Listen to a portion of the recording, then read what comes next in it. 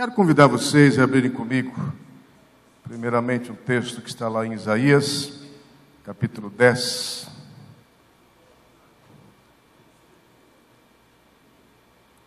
Somente o versículo 27. E nós já vamos entrar num outro texto que vai ser base, palco para a nossa ministração. Isaías, capítulo 10, versículo 27.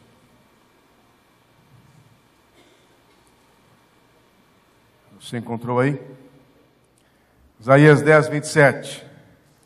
Acontecerá naquele dia que o peso será tirado do teu ombro e o seu jugo do teu pescoço. Jugo que será despedaçado por causa da unção. Pai querido, a tua palavra foi lida e nós te louvamos por esse momento. Obrigado pelo privilégio de estarmos juntos nesta igreja, debruçados na tua palavra.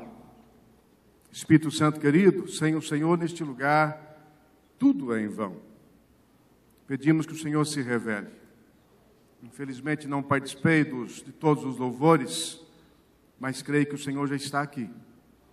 E peço que através desta palavra, o Senhor faça algo novo nas nossas vidas. Quando estamos expostos à tua palavra, algo miraculoso acontece. O próprio Isaías diz que a tua palavra jamais volta vazia, meu Pai. Que assim seja nesta noite. Que aquilo que os teus filhos vieram buscar, eles possam levar abundantemente para as suas vidas. Nós oramos, nós te louvamos e nós te agradecemos. Em o nome de Jesus, Deus. Amém. Você pode se assentar.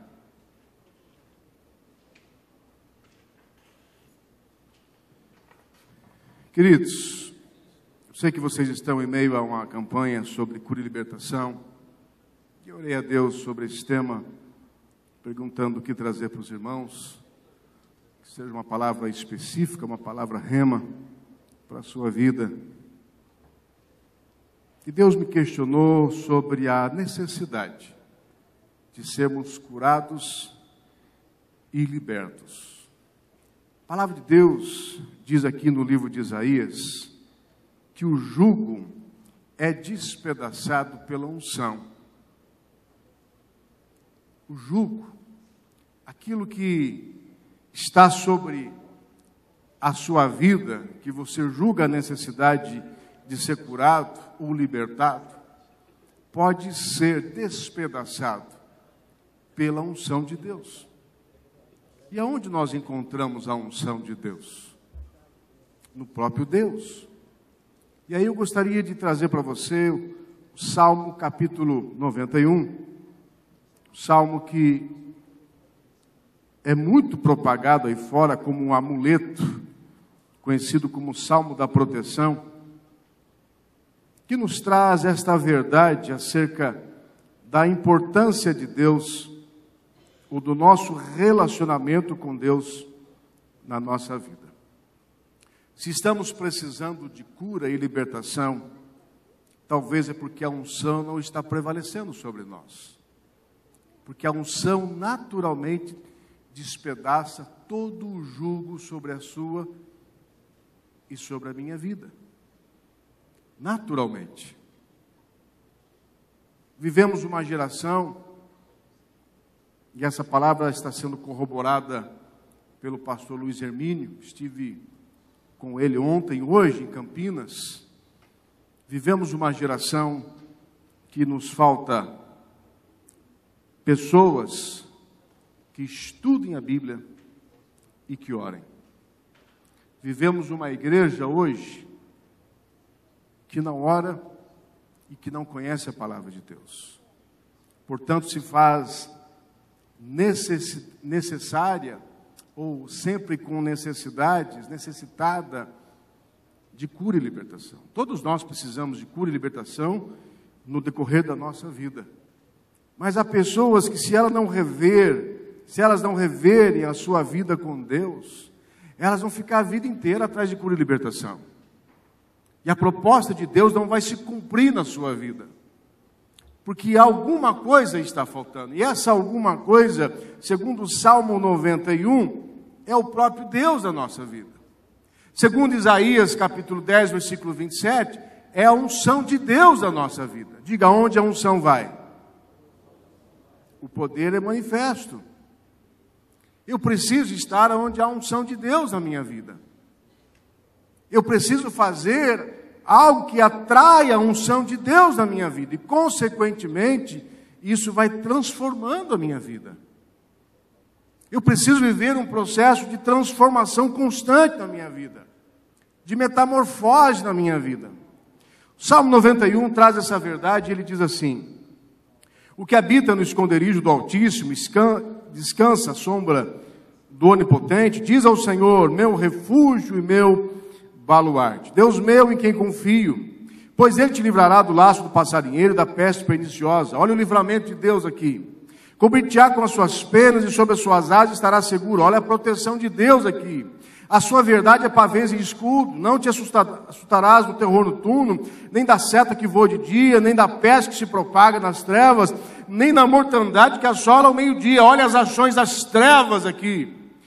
Cai 1.000 ao teu lado, 10.000 à tua direita, tu não serás atingido. Olha o livramento e a provisão de Deus aqui. Somente com os teus olhos contemplarás e verás o castigo dos ímpios, pois disseste, o Senhor é o meu refúgio, fizeste do Altíssimo a tua morada.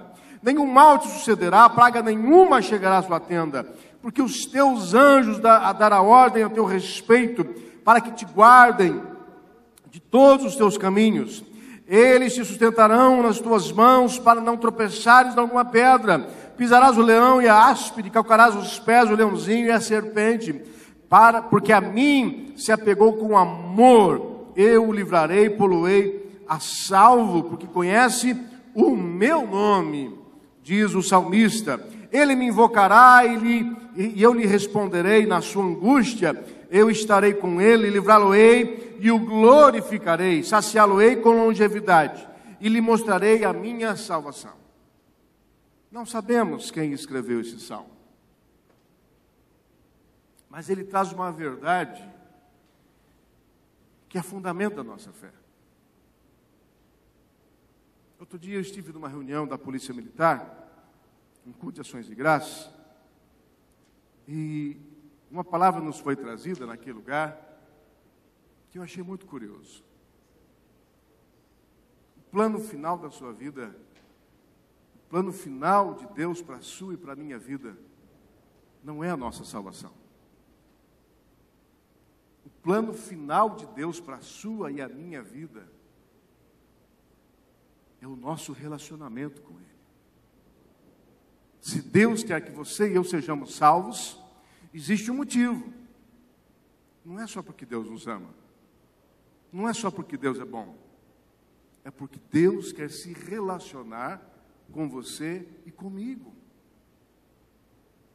Não adianta nada você estar aqui no louvor adorando a Deus.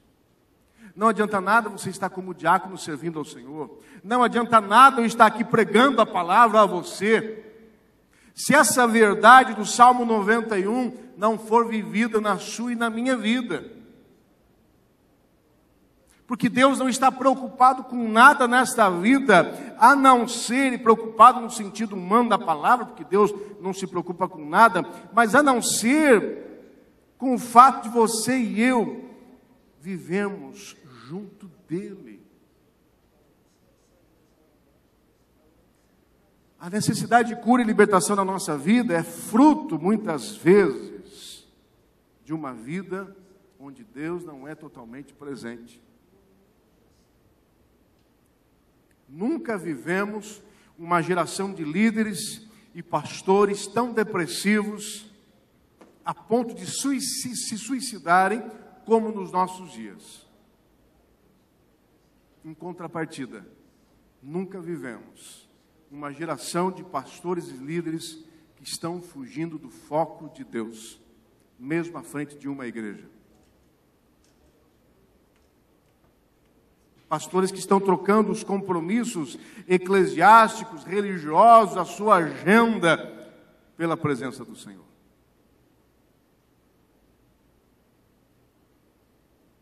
Pastores que estão se viciando na fama, no poder, nas honrarias humanas e se esquecendo da humildade fundamental do seu coração. A Bíblia diz que Deus resiste ao soberbo, mas Ele dá graça aos humildes. Sem a graça de Deus eu não posso fazer nada. E para a graça de Deus se manifestar na minha vida, eu preciso trazer a humildade de Deus no meu coração. E eu só tenho uma maneira de viver a humildade de Deus no meu coração: estando na presença de Deus. Estando na presença de Deus. A gente tem vivido, irmãos, no meio da igreja, muito misticismo, muito encantamento, muita falácia, muito conto do vigário, muito ensinamento que não está fundamentado na palavra. E a Bíblia é simples. Esses dias eu gravei um programa de televisão, eu sempre conto histórias desse programa, ele é intitulado Pense Nisso. E eu contei uma experiência, um dia que eu estava em Paris, e estava em Zurique, passando por uma ponte. Nesta ponte, tinha lá um monte de cadeados. Existe uma tradição que diz que para você fundamentar o amor conjugal entre você e o seu companheiro, você deve escrever o nome de vocês nesse cadeado, prendê-lo em uma ponte, pegar a chave desse cadeado, lançá-la no rio, para que ninguém mais a encontre. E nesse programa de TV eu estava dizendo que é muita ingenuidade da nossa parte sustentar algo tão fundamental, tão necessário da nossa vida, que é o amor, com uma superstição tão boba, tão frágil. O amor é muito mais do que isso. Sustentar o amor conjugal, o amor entre duas pessoas que se amam, é muito mais do que você prender um cadeado numa ponte, jogar a chave no meio do rio e achar que está tudo em ordem. E no meio da igreja, da nossa vida cristã, tem muita gente usando esse subterfúgio, tem muita gente amarrando cadeado por aí, fazendo encantamentos por aí, como se a sua vida espiritual fosse fundamentada nessas coisas. A nossa vida espiritual está fundamentada no Deus que nós cremos. Eu posso conhecer a Bíblia de Gênesis a Apocalipse, mas se eu não tiver relação com esse Deus, o meu conhecimento é em vão. Eu posso fazer milagres e milagres em nome de Deus, mas se eu não estiver em comunhão com esse Deus, esses milagres serão em vão. A Bíblia diz que um dia muitos dirão: Senhor, Senhor, expulsei demônios em teu nome, fiz isso, fiz aquilo. Jesus dirá: apartai-vos de mim, não vos conheço.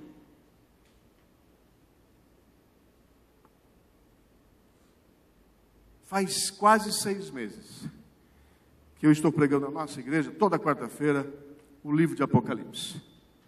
Hoje, excepcionalmente, eu estou pregando para estar aqui com vocês. Quase 6 meses. Estamos no capítulo 15, cuja proposta é alicerçar a igreja naquilo que a Bíblia diz que nós devemos estar alicerçados, que é na nossa fé.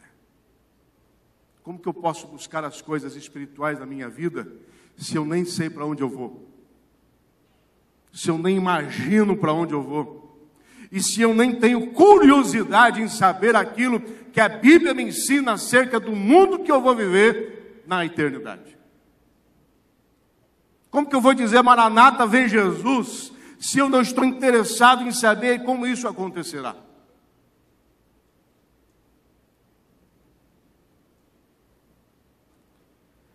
Salmo 91 diz: o que habita no esconderijo do Altíssimo e descansa à sombra do Onipotente, diz ao meu Senhor.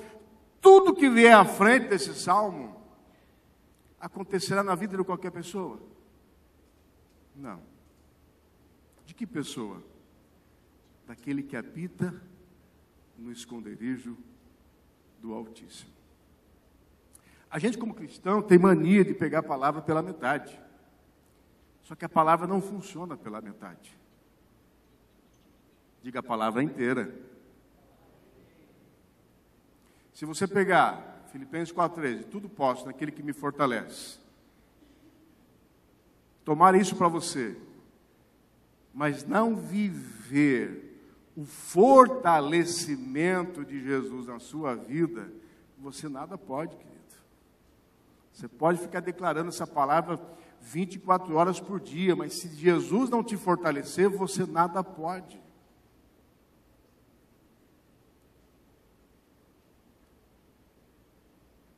Eu não posso viver a palavra de Deus em meias verdades.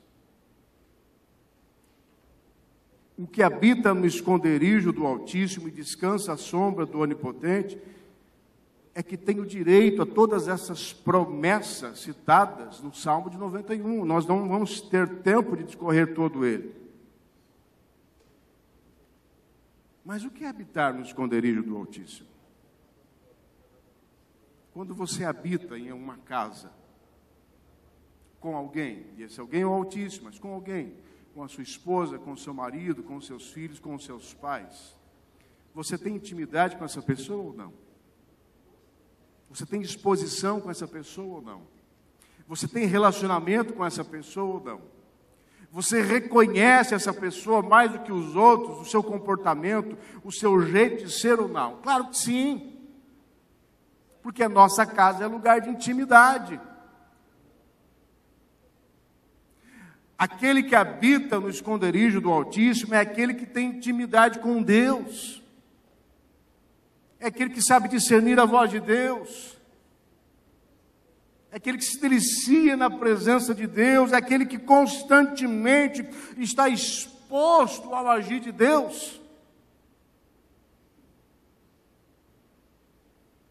Estamos vivendo uma geração sem identidade, irmãos.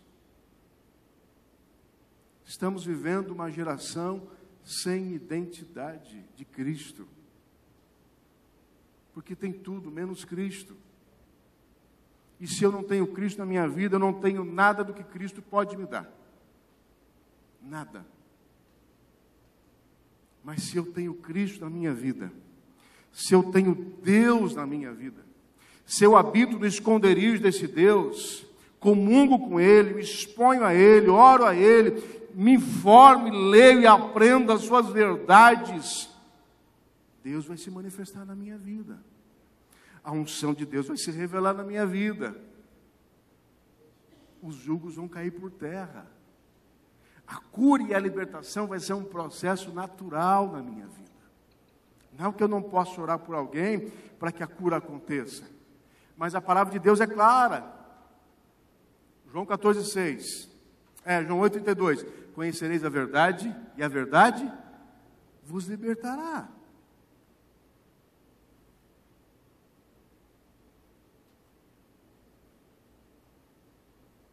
Digo, o segredo de toda geração é habitar no esconderijo do Altíssimo. É se relacionar com Deus. Paulo diz aos Coríntios: aquele que está em Cristo Jesus é nova criatura.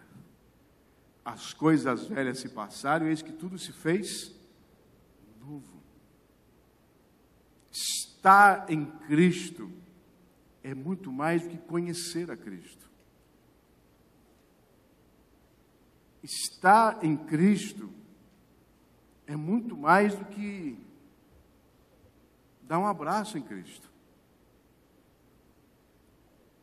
No ano passado eu estive em Praga e visitei um museu de cera.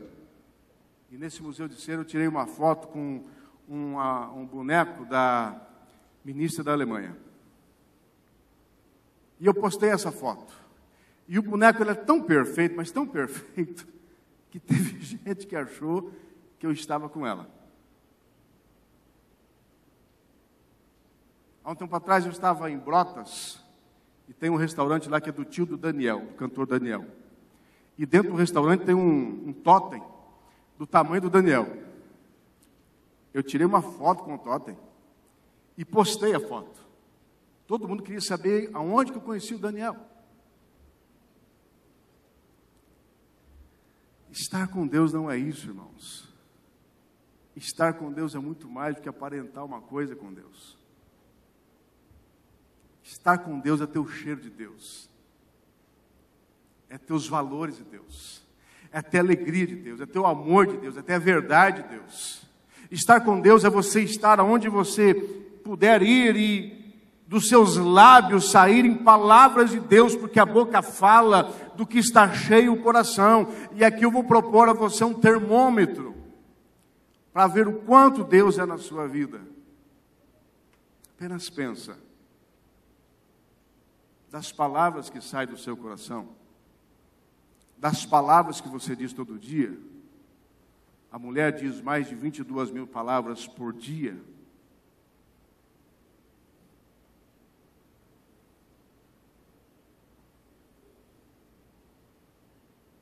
Quantas dessas palavras tem Deus?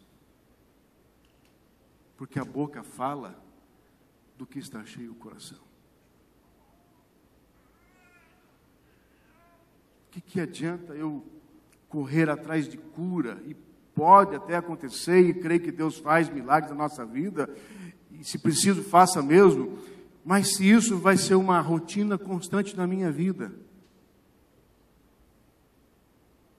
sendo que Deus lhe propôs uma cura profunda, simplesmente estando na presença dEle. Aonde há unção, não há jugo. Aquele que habita no esconderijo do Altíssimo, na presença de Deus, o que Ele traz sobre a sua vida como consequência? Olha o que diz o texto. Diz ao Senhor, meu refúgio e meu baluarte, minha fortaleza. Aquele que habita no esconderijo do Altíssimo, aquele que tem relação com Deus, ele tem Deus como seu refúgio. Ele tem Deus como seu conselheiro. Ele tem Deus como seu divã. Diante de uma crise, ele não vai lá no Facebook jogar um monte de palavra ofensiva para ver se consegue alcançar um ou outro que ofendeu. Não. As pessoas nem se apercebem do estrago que existe dentro dele. Mas onde ele vai? No refúgio. Porque ele sabe que lá é o seu lugar. Porque ele sabe que lá ele vai encontrar resposta. Porque ele sabe que quando ele sair daquele refúgio, ele vai sair restaurado. Jesus foi humilhado, envergonhado, maltratado, violentado, o tempo todo. Mas o tempo todo, você vê Jesus se distanciando para orar, para orar, para orar, para orar, para orar. Moisés, quando foi designado para liderar o povo de Deus, vivia no meio de um povo cheio de murmuração, coração cheio de mágoa, coração cheio do Egito. E diz a Bíblia que Moisés subia para o monte e descia para o vale. Subia para o monte, descia para o vale. Subia para o monte, descia para o vale. Era o seu refúgio. Diga, o monte é o refúgio de Deus da minha vida.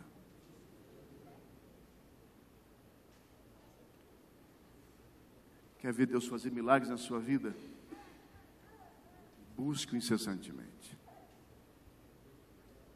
Busque-o incessantemente. O texto continua. Pois ele te livrará do laço do passarinheiro, do caçador, das armadilhas. Todos nós estamos susceptíveis às armadilhas do diabo. Da peste perniciosa, no texto original hebraico, significa pestilência das calamidades, o mal natural, uma enchente, um terremoto. Pois ele te livrará, ele te dará escape diante das ameaças e das estratégias do diabo, nem que ele use a natureza contra a sua vida. Ele te livrará, é promessa do Senhor. Mas na vida de quem? Daqueles que habitam no esconderijo do Altíssimo.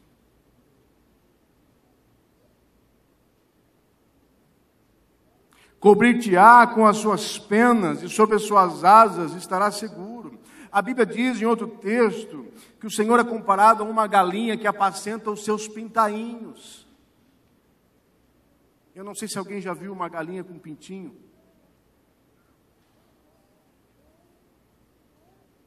Mas quando uma galinha está com os seus pintinhos e você se aproxima dela, o que ela faz? Ela corre atrás de você para proteger a sua cria. E se estiver chovendo, e esta galinha não tem onde se esconder com seus pintinhos, o que ela faz com eles? Ela os coloca debaixo das suas asas. E se tiver um cão, um animal ameaçando a sua cria, o que ela faz? Ela os coloca debaixo das suas asas. A Bíblia diz que Deus é assim que Ele faz conosco.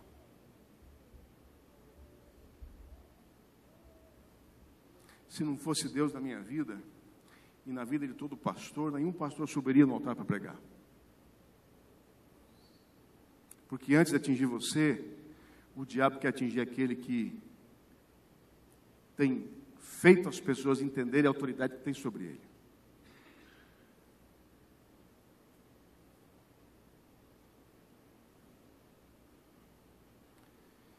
A sua verdade é pavês e escudo. Pavês são escudos pequenos, redondos e pequenos. E escudo aqui no original é o escudo grande, que cobre todo o seu corpo. A verdade que nós aprendemos de Deus na sua presença, como Maria diante da visitação de Jesus na sua casa, enquanto Marta estava lá agitada com seus afazeres, Maria estava aprendendo, se debruçando e recebendo as verdades do Senhor. Esta verdade, ela é escudo, ela é proteção, ela é pavê, ela é escudo pequeno para as pequenas coisas das nossas vidas, e ela é escudo grande para toda a nossa vida.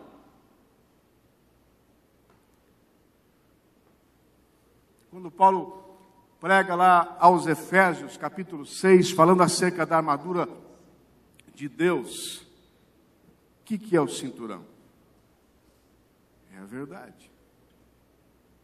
E o que sustenta toda a armadura de um guerreiro? É o cinturão. Se um guerreiro não tiver cinturão, ele não tem onde apoiar a bainha da sua espada, ele não tem onde amarrar a proteção da sua couraça. A verdade é o sustento da armadura de Deus na nossa vida. Por isso é inadmissível o crente mentiroso. Quem que é o pai da mentira? É o diabo, querido. É inadmissível o cristão que não conhece a verdade, porque cristão que não conhece a verdade é soldado que entra no campo de batalha sem arma.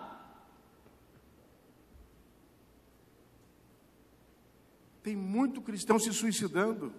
Quando Davi pecou, e não no sentido literal da palavra, estou falando no sentido espiritual, quando Davi pecou com Betseba, para esconder o seu pecado, o que ele fez? Chamou o comandante do seu exército e disse: convoca Urias, marido de Betseba, para que trabalhe na frente do exército. Porque Davi tinha certeza que o soldado que estivesse à frente do exército, ele morreria. Tem muito cristão se colocando hoje à frente de um exército, porque está desarmado e está morrendo facilmente. E aí ele recorre à cura, à libertação, a tudo que Deus puder fazer na sua vida.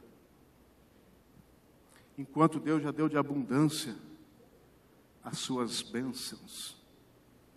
Paulo escreve, se não me engano, aos Efésios, ele diz que o Senhor já nos abençoou com toda sorte de bênçãos. Eu sou zootecnista de formação acadêmica profissional. Quando eu fazia disciplinas voltadas para a saúde dos animais, a palavra que mais se trazia nas disciplinas era profilaxia. Ações para que o problema não aconteça. Ações para que a enfermidade não chegue. Ações para que os animais não fiquem debilitados. Dá a ele uma boa ração. Dá a ele um bom ambiente de convívio, de habitação. Dá a ele água fresca. Dá a ele uma comida, um capim, um pasto abundante, tenro, de qualidade. Dá a ele as vacinas necessárias. Dá a ele uma alimentação balanceada, equilibrada, com vitaminas, com aminoácidos, tudo que um ser vivo tem necessidade, e esse animal não ficará doente. Isso são ações profiláticas, de proteção. Nossa vida é a mesma coisa. Domingo, eu não sei se vocês conhecem, o pastor Carlos Bezerra, da Comunidade da Graça de São Paulo. O pastor Carlos é deputado estadual, e ele é presidente da Comissão de Direitos Humanos da Assembleia Legislativa. E depois da ministração, nós fomos jantar, e aí a gente começou a falar um pouquinho sobre a questão de política, nesse cenário de eleição, e ele falou uma coisa interessante. Falou, os governos estão preocupados com essa questão do aborto. Discutindo o aborto, não é de hoje que se discute o aborto. Mas ninguém discute o que fazer para que a mulher não chegue na necessidade do aborto. Ninguém discute a política pública, a saúde das mulheres, a prevenção, o cuidado, a educação, a conscientização, para que ela não tenha 10 filhos. Ninguém discute isso, discute o problema final. E muitas vezes o que nós estamos vivendo e vendo na igreja são as pessoas discutindo e correndo atrás de resolver problemas finais, enquanto Deus diz, viu, mas se você fizer isso que eu estou te ensinando, você não vai passar por isso, porque eu vou te livrar disso.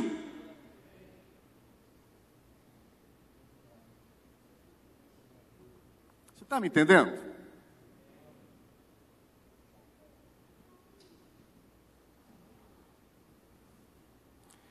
Não te assustarás o terror noturno, nem da seta que voa de dia, nem da peste que se propaga nas trevas, nem da mortandade que assola ao meio-dia. Aqui há muitas interpretações sobre esses 3 versículos, esses 2 versículos. Um deles é no sentido literal. O terror noturno é da escuridão, do medo da escuridão. A seta que voa de dia da guerra, das batalhas, onde se lutavam com flechas. Há a interpretação de que isso é demoníaco espiritual. O texto está falando de demônios. O texto está falando de intervenções espirituais. Não importa qual seja aqui, se é físico, se é espiritual. A questão é que Deus diz que aquele que habita no esconderijo do Altíssimo, aquele que confia nele, não se assustará do terror noturno, nem da seta que voa de dia, nem da peste que se propaga das trevas, nem da mortandade que assola ao meio-dia. Ele não precisa ter medo de nada, porque Deus está à frente da sua vida.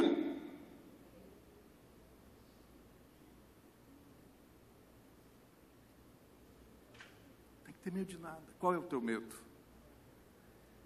Qual é o teu medo? Coloca para Deus. Busca a presença de Deus. Tem pessoas que falam assim, pastor, a palavra de Deus diz lá no Salmo 37, confia no Senhor, agrada o Senhor, confia nele, o mais ele fará. Descansa no Senhor, né? Confia nele, o mais ele fará. Como confiar no Senhor? Como confiar em Deus? Não é fácil confiar em Deus, se você e eu não tivermos o hábito de habitarmos no esconderijo do Altíssimo. Vai ser difícil confiar em alguém que você não conhece. Você confia em alguém que você não conhece? Difícil você confiar em alguém que você não conhece. Com Deus é a mesma coisa. Como que eu vou confiar em Deus se eu não tenho feito nada para conhecê-lo? Irmãos, olha o privilégio que Deus nos dá de nos relacionarmos com Ele o tempo todo. O tempo todo. O tempo todo. Orando, lendo a sua palavra, buscando ouvir a sua voz. Para isso Ele nos mandou, nos enviou um Espírito. Um Espírito que habita em nossas vidas, que fala, que expressa, que ouve, que se manifesta, que opera milagres.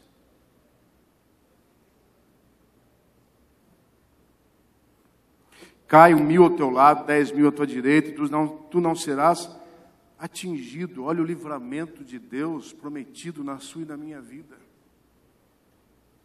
Isso significa, pastor, que a gente não vai ter problema? Não. Significa que diante dos desafios, Deus estará ou o escape ou a solução. Hoje, eu fui para Campinas com o líder da nossa igreja, e ele comentou comigo, recentemente ele foi dispensado da empresa onde ele trabalhava, porque a empresa foi fechada. E em poucos dias Deus fez uma grande obra na vida dele, e hoje ele trabalha numa outra multinacional. E aí nós estávamos lá juntos no culto, e ele virou para mim e disse assim: pastor, olha o cuidado de Deus na minha vida. Das 20 pessoas que foram dispensadas na minha equipe, no meu departamento, até agora, só eu fui contratado. Caiu 1.000 ao meu lado, 10.000 à minha direita. Eu não serei atingido. Ainda que o pior aconteça, Deus sempre tem a solução para as nossas vidas. Deus tem uma resposta, Deus tem um acalanto, Deus tem uma provisão, Deus tem o cuidado da sua vida. Somente com os teus olhos contemplarás e verás o castigo dos ímpios. Por que com os teus olhos? É a justiça de Deus prometida aqui. Eu vou fazer justiça na sua vida. Você que habita, você que se relaciona comigo, você que é íntimo meu, eu vou fazer justiça na sua vida. E você a verá. Deus não fala que será com as mãos, com os lábios, mas Ele diz com os olhos. Porque se nós formos ver a justiça de Deus com as mãos, nós vamos querer fazer justiça com as próprias mãos. Não faça nada. Eu vou fazer justiça na sua vida. E aí eu tenho uma grande convicção na minha vida. Nada como o tempo. Nada como o tempo para esclarecer, para revelar, para reconhecer, para fazer que a verdade venha à tona. Nada como o tempo para que a justiça de Deus se manifeste na sua vida. Olha a vida de Davi. Samuel foi dirigido por Deus à casa de Jessé, seu pai, para ungir o próximo rei de Israel. O pai chamou quase todos os filhos, com exceção de Davi. Rejeitado, humilhado, envergonhado, menosprezado, bulinado. De repente, nenhum dos irmãos era ungido, o escolhido. Aí Samuel fala: mas não tem mais nenhum filho teu aqui, Jessé? Não, tem um que está no pasto, chama ele. Enquanto ele não chegar, ninguém vai comer nada aqui. Olha a honra de Deus. Diga: honra imediata. Ele foi humilhado e imediatamente Deus o honrou. Mas aquilo não foi suficiente, porque ele continuava sendo um menino desprezado pelos irmãos. Passou um tempo. O pai de Davi pediu para que ele fosse levar alimento para os seus irmãos na guerra. Guerra dos filisteus contra os judeus, contra o povo hebreu, onde os filisteus estavam representados por um homem chamado Golias, e o exército judeu estava sendo envergonhado. Davi vai, era um menino de Deus, um jovem de Deus, e quando ele se depara com aquela situação em que ele vê que o exército do povo dele e o nome do Deus dele estava sendo envergonhado, ele começa a perguntar para as pessoas o que estava acontecendo. O irmão de Davi começa a xingar Davi, acusar Davi, humilhar Davi, menosprezar Davi. Davi usa de uma sabedoria e diz: para com esse negócio aí, continua o seu propósito. Ele vai diante do rei, o rei o ouve, o rei aceita o seu pedido, o rei coloca sobre ele a sua própria armadura. Mas mesmo assim ele se vê em dificuldade, diz: não, eu não quero essa armadura, eu vou lutar com as minhas vestes de pastor de ovelhas. E ele vai lá e vence aquela batalha. Aquele que foi humilhado, depois de um tempo, Deus o exalta. Sabe qual era o prêmio para quem vencesse aquela batalha?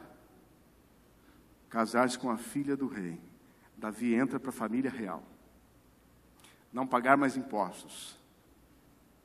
E ele é reconhecido pelo povo judeu como aquele que seria o próximo rei de Israel. Diga, é só uma questão de tempo. Agora tenha paciência. Quando Deus prometeu a Davi o reinado, ungiu para ser rei de Israel, até ele sentar-se no trono, quantos 22 anos se passaram? 22 anos.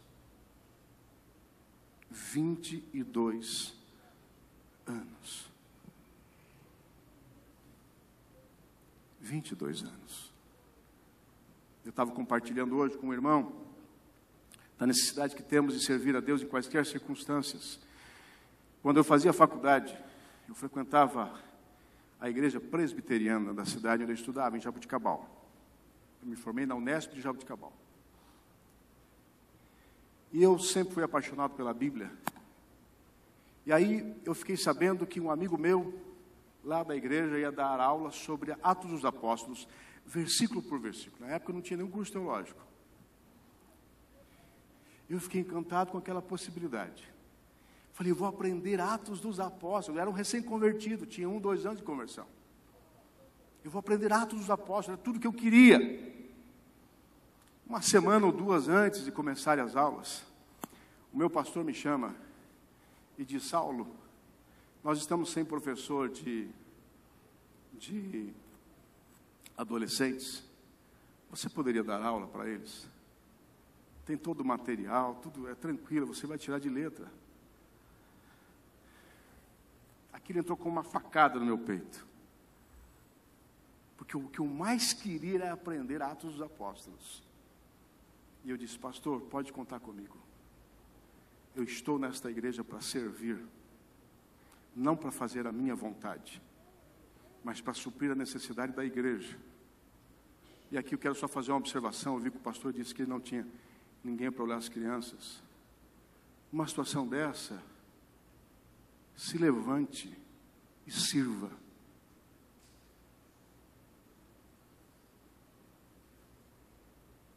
Se levante e seja o primeiro a dizer: pastor, pode ficar tranquilo, porque hoje eu vou cuidar das crianças.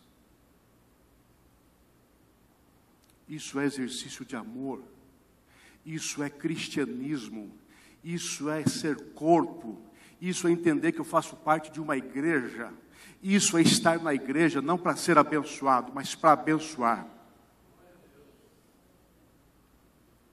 E eu disse para aquele pastor: fica tranquilo que eu vou suprir a necessidade da igreja. Depois de anos, sabe aonde eu fui aprender Atos dos Apóstolos? Em Israel. Deus me levou em Israel para aprender Atos dos Apóstolos. trabalhava numa igreja, ajudava numa igreja, tinha tempo livre, queria aprender da Bíblia. Eu falei, eu vou aprender sobre escatologia. Comecei a estudar sozinho sobre escatologia, estudo do fim, Apocalipse, Daniel, sozinho, pegar a literatura e assistir palestras. Na época era fitas cassetes, é da sua época, né? Fitas cassetes, aquela coisa. Escatologia, eu montei uma apostila de escatologia. Servindo. Primeira vez que eu pisei em Israel, sabe o que eu fui fazer em Israel? Um curso de escatologia. Sabe com quem? Com um judeu, filho do primeiro judeu que se tornou pastor em Israel, depois que Israel se tornou Estado. Por que eu estou falando isso para você? Porque Deus, quando nós habitamos no esconderijo do Altíssimo, quando nós o servimos, quando nós o priorizamos, Deus faz justiça na nossa vida.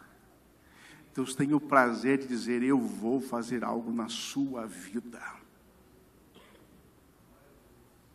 Samuel diz assim, aqueles que me honram, eu honrarei.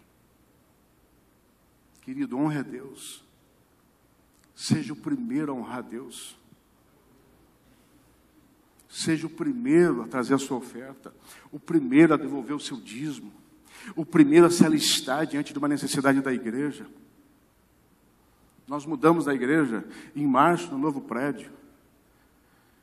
Eu já tinha 11 aparelhos de ar-condicionado instalado, precisava de mais não sei quanto, 80 mil reais de ar-condicionado. Íamos inaugurar a igreja depois de 15 dias. Nem isso, 10 dias.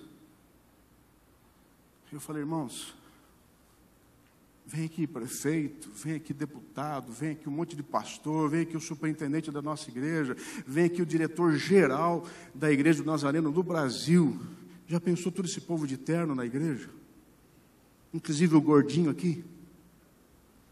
Vai ser uma catástrofe. Precisamos colocar ar-condicionado. Não tínhamos recursos para nada, investimos tudo que tínhamos.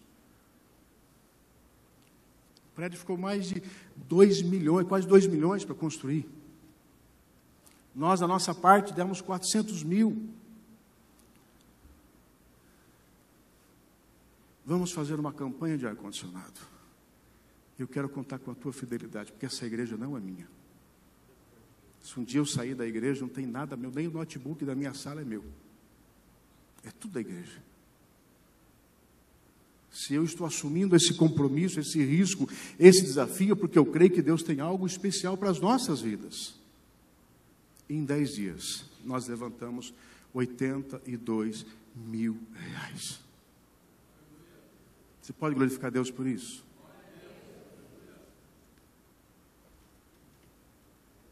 Porque nós fazemos parte de um corpo. Nós fazemos parte de um mesmo projeto. E é isso que nós aprendemos na presença do Pai. Nenhum mal te sucederá, praga nenhuma chegará à tua tenda. Querido, não importa se tem gente fazendo urucubaca contra a sua vida. Obra na encruzilhada. Voodoo. Te difamando. A Bíblia diz que maldição sem causa não tem efeito.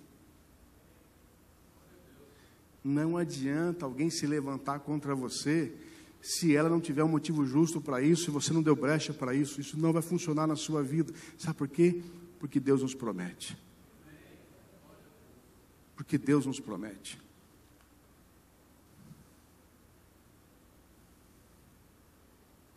Mas promete para quem, pastor? Para aquele que habita no esconderijo do Altíssimo. Para aquele que tem intimidade com Deus. Para aquele que sabe ouvir a voz de Deus. João capítulo 10 diz que a ovelha sabe reconhecer a voz do seu pastor.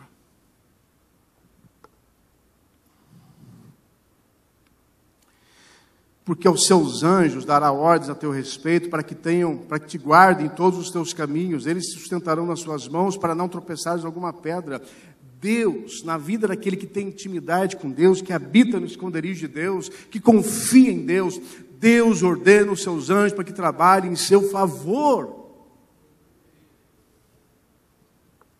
E esses anjos nos sustentarão. Esses anjos vão cuidar da sua e da minha vida, dos nossos filhos, dos nossos herdeiros, dos nossos projetos, porque Deus tem uma aliança com você e comigo, uma aliança com aqueles que habitam no esconderijo dele, daqueles que se chamam povo de Deus, filho de Deus, servo de Deus. Ele tem uma aliança com você. Um dia eu estava vindo de Espírito Santo do Pinhal até a cidade de Mojimirim, para depois chegar a Piracicaba. Era tarde da noite, cansado, sozinho no carro. E de repente, no meio da estrada, vi um homem bêbado. Ainda era estrada simples, hoje eu não sei, faz muito tempo que eu não passo por lá. Era uma estrada simples e o acostamento era assim de desvio. Se eu, em alta velocidade, saísse pelo acostamento, eu ia capotar o carro. E quando eu vinha vindo do Espírito Santo do Pinhal até sentido Mogi Guaçu, um homem estava no meio da pista, todo cambaleando. De duas uma, eu capotava o carro, eu atropelava aquele homem. E naquela hora eu disse: Deus, não me lembro as palavras, vai à frente. E eu vi aquele homem como se fosse alguém puxando a mão dele do lado esquerdo. E ele fez assim na pista, ó.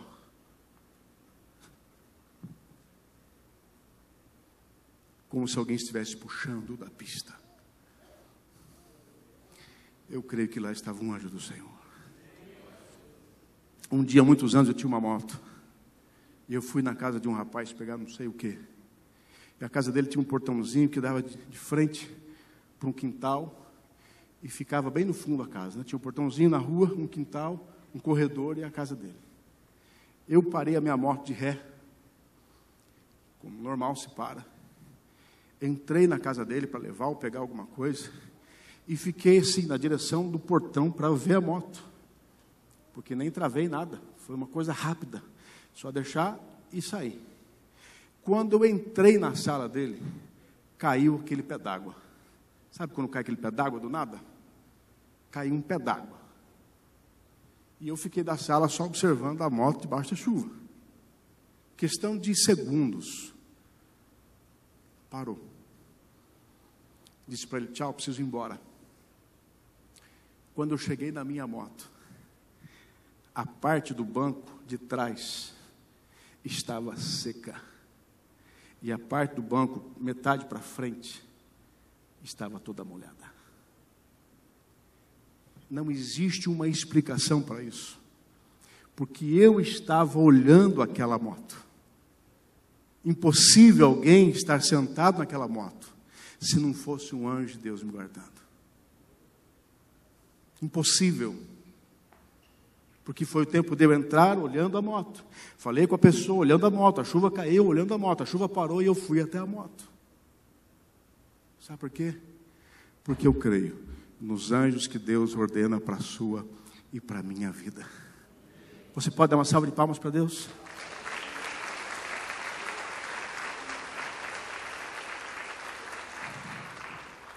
Para a gente finalizar.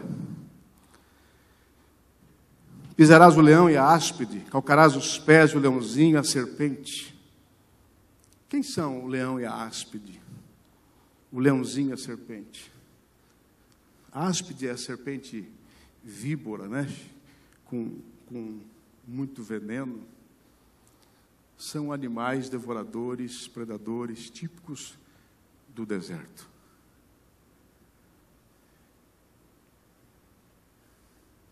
Você pisará os seus devoradores. Você pisará aqueles que se levantam contra a sua vida. Você pisará o poder do mal que se levanta contra a sua vida. Você que habita no esconderijo do Altíssimo, traz sobre a sua vida autoridade. Autoridade. Amém? porque a mim se apegou com amor, eu o livrarei e poloei salvo. Porque a mim se apegou com amor. Pisarás o leão, a aspe, calcarás os pés do leãozinho, a serpente, porque a mim se apegou com amor, eu o livrarei. Olha a importância do amor a Deus na sua vida. Não é Deus te amando, é você amando a Deus. Eu te livrarei porque você me ama, porque a mim se apegou por amor, eu o livrarei. Quando você ama alguém, você faz coisas para esse alguém ou não? Faz ou não faz? Quando você ama Deus, você faz coisas para Deus? O que você está fazendo para Deus? Avalie o que você está fazendo para Deus. De que maneira você está servindo a Deus, trabalhando para Deus, e você vai mensurar o seu amor por Deus. Irmãos, a Bíblia é simples. A Bíblia é simples. Nós que queremos espiritualizar o que não é espiritualizável e materializar o que não é materializável. A Bíblia é simples. Porque conhece o meu nome, porque a mim se apegou com amor, eu o livrarei. Poloei a salvo, porque conhece o meu nome. Quem conhece o nome de alguém? É quem conhece esse alguém. Conhece o nome não de saber quem é, mas de saber como é. A palavra de Deus não fala que Deus tem nome. A palavra de Deus fala que Deus tem atribuições. Quando Abraão estava no monte, ia sacrificar Isaac, Deus enviou o animal. Deus disse: tu és Yahvé Jiré, o Deus que provê. Davi disse: tu és Yahvé Chamá, o Senhor é o meu pastor. Tu és Yahvé Seknu, tu és a minha justiça. Tu és Yahvé Rafá, o Deus que cura. Conhecer o nome de Deus é conhecer as atribuições de Deus, como Ele é. Ele é justo na minha vida. Ele cura a minha vida. Ele provê na minha vida. Ele é pastor na minha vida. Aquele que ama a Deus conhece o nome de Deus, porque sabe quem Ele é. E finalmente, Ele me invocará. Aquele que habita no esconderijo do Altíssimo, aquele cuja unção de Deus está presente, o jugo cai por terra. Ele me invocará e eu lhe responderei. Na sua angústia, eu estarei com ele. Aqui há duas verdades interessantes. Primeiro, mesmo aquele que habita no esconderijo do Altíssimo, ele tem momentos de angústia. Veja Elias. O cara orou, o fogo desceu. Era assim com Deus. Um dia eu peguei na igreja, eu cronometrei a oração de Elias. Não deu 30 segundos. E Deus respondeu lá no Monte Carmelo. Você conheceu o Monte Carmelo? Ah, você não conheceu o Mar Morto, né? Ele orou e Deus respondeu. Mas de repente, ele ouve um mensageiro dizendo que Jezabel queria matá-lo. Ele faz o quê? Sai correndo. Sabe por quê? Porque ele era humano, como você e eu. E por mais que a gente seja íntimo de Deus, por mais que você tenha uma vida íntima com Deus, você está sujeito a ter momentos de angústia na sua vida. Mas ainda assim, ainda que você tenha momentos de angústia na sua vida, Deus promete o quê? Na sua angústia, eu estarei com ele. Eu estarei com ele. Livrá-lo-ei e o glorificarei, o honrarei. Saciá-lo-ei com longevidade, com idade. e lhe mostrarei a minha salvação. Querido, para de fazer o que você está fazendo para Deus e pergunta para você mesmo, depois para Ele, se o que você está fazendo está de acordo com o que Ele quer. Porque senão, você vai perder tempo. Você não vai ver o agir de Deus na sua vida. Deuteronômio 28 diz: quando nós guardamos os mandamentos do Senhor, as bênçãos do Senhor nos alcançarão. Alcançarão. Feche os seus olhos. Pai querido, nós queremos te agradecer por esse momento. Obrigado pelo privilégio de estarmos expostos a esta palavra, que tem tido o poder de trazer curas, transformações, restaurações sobre as nossas vidas. Espírito Santo querido, é só através do Senhor que temos essa possibilidade de nos relacionarmos com o Pai.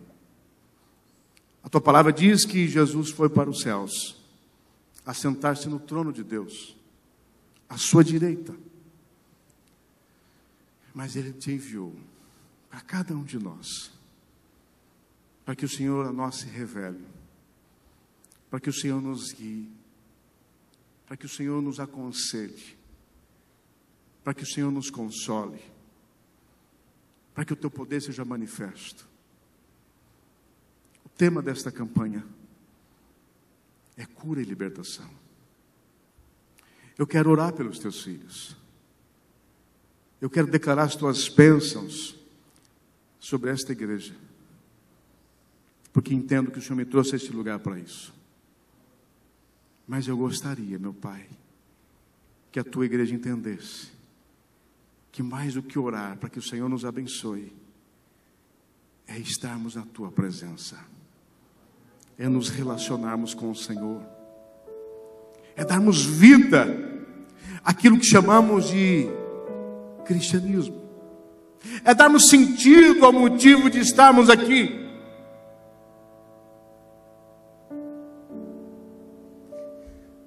Não há nenhum outro motivo de estarmos aqui se não for o Senhor na nossa vida. Não há outro motivo de trabalharmos a tua obra se não for para manifestarmos o nosso amor por ti. Temos uma tão grande oportunidade que o Senhor nos dá.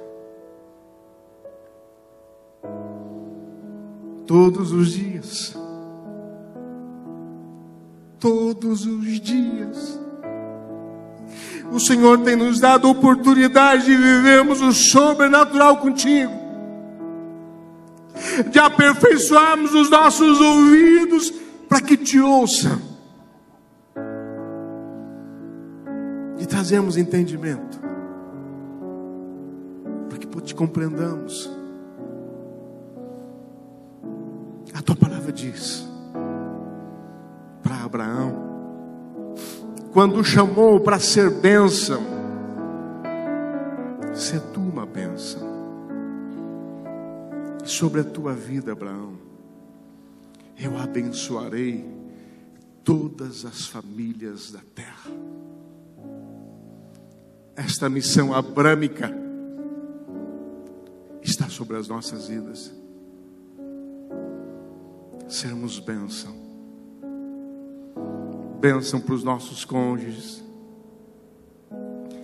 Bênçãos para os nossos filhos. Bênção para os nossos pais. Para os nossos irmãos, para os nossos amigos. Bênçãos para as pessoas que passam na nossa história. Bênçãos na sociedade que vivemos. Bênçãos na igreja onde o Senhor tem nos colocado.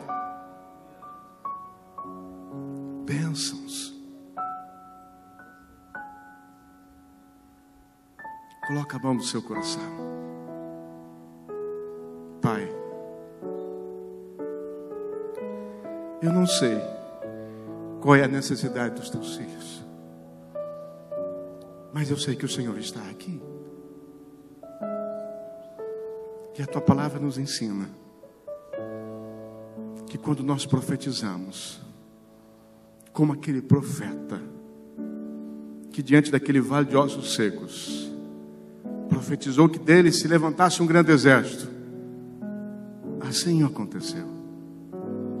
Esse exército era Israel. Eu quero profetizar na autoridade do nome de Jesus, que aquele que veio procurar uma cura física, ela se manifeste agora, para a glória do teu nome.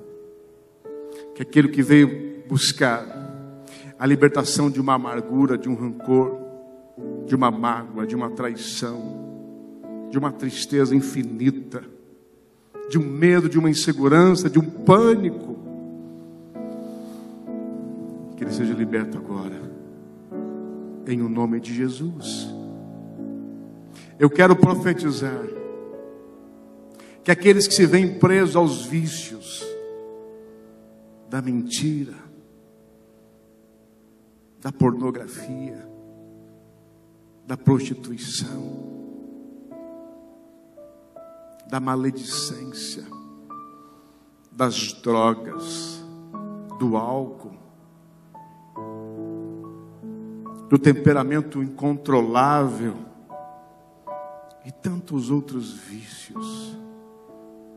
Eu quero profetizar que nesta noite o teu Santo Espírito manifeste a tua unção e faça cair por terra todos esses jugos, para a glória do teu nome. Espírito querido, provoca no coração dos teus filhos e também no meu um desejo cada vez maior